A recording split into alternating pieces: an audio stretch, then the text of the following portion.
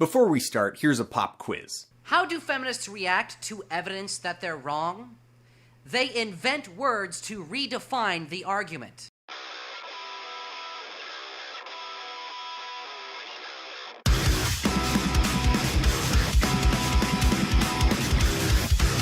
Today, we're going to talk about boundaries. Specifically, we're going to be talking about diegetic justification for creepy garbage and how terrible and flawed it is as an argument. For anyone asking the question, what the hell are you talking about? A simple translation of what this pedantic, preachy douchebag is trying to say is, I'm a pseudo-intellectual cunt making a bullshit argument sound good with fancy-sounding words.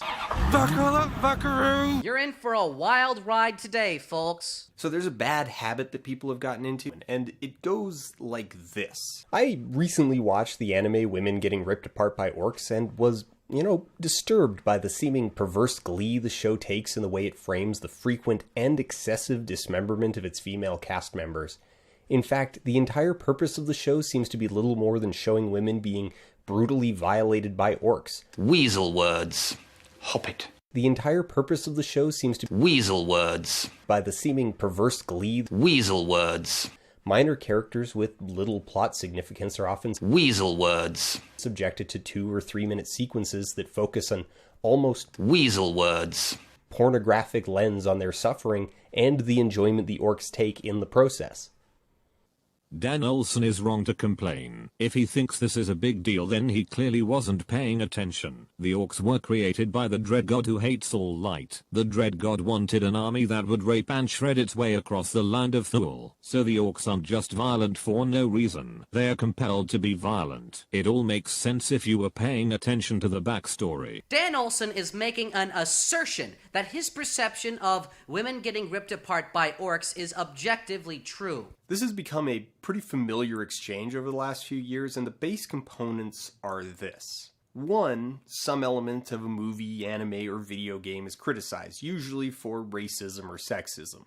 2, fans defend it by citing in-universe reasons for why the world of the text is the way that it is. The inherent problem with this argument, and the obfuscation of intellect this balding, oversensitive, impotent cuckold is putting forward, is that art cannot be racist or sexist.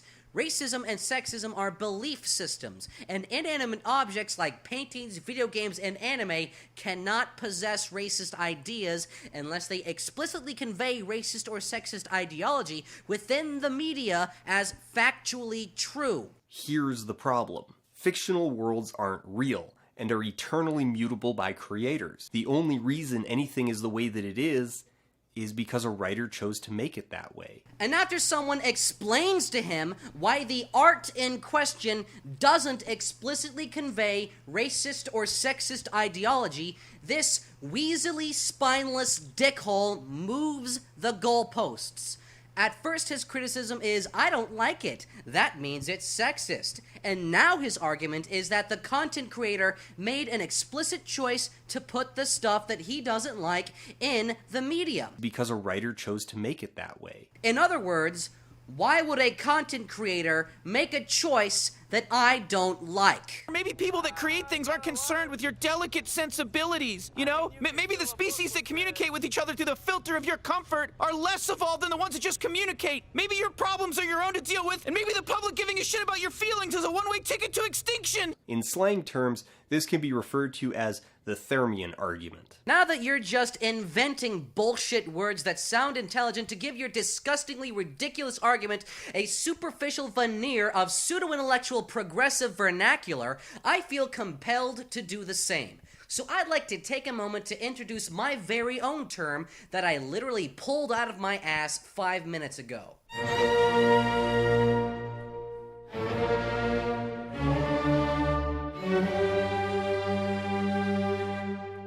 The box puppet technique can be used whenever you are presented with evidence that your opinion on something is factually incorrect.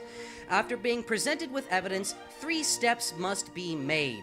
First, deny that the evidence is credible without providing any evidence to the contrary.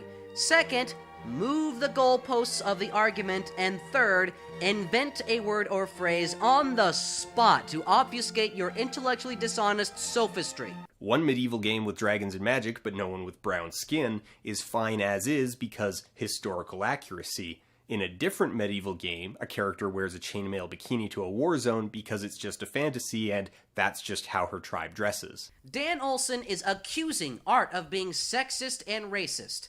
Art cannot be sexist or racist unless it explicitly conveys sexist or racist ideas. Kingdom Come Deliverance is not conveying racist ideas because the reason it doesn't have black people in the game is because it is historically accurate, not because the art hates black people. This is just as true for chainmail bikinis as it is for women being ripped apart by orcs.